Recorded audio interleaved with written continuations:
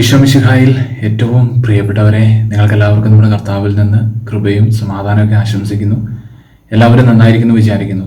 നിങ്ങൾക്കെല്ലാവർക്കും വേണ്ടി എപ്പോഴും പ്രാർത്ഥിക്കുന്നുണ്ട്.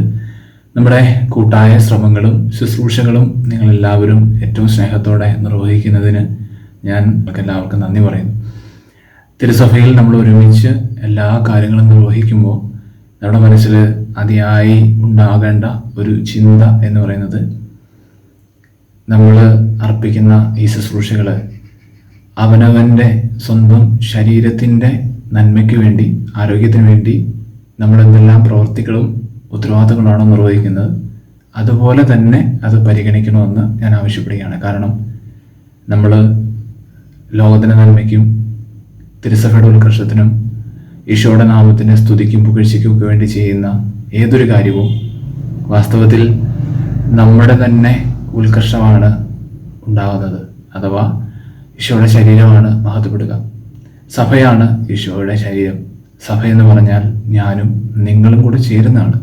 നമ്മുടെ ശരീരത്തിൽ കൈയുടെ വിരൽ എന്ന് പറയുന്നത് ശരീരം തന്നെയാണ് വാസ്തവത്തിൽ. പക്ഷേ അതിൻ്റേതായ ധർമ്മം നിർവഹിക്കേണ്ട സമയം വരുമ്പോൾ മാത്രമാണ് നമ്മളതിനെ വേർപെടുത്തി കാണുന്നത്. അല്ലാത്ത എല്ലാ സമയത്തും അതൊന്നാണ്.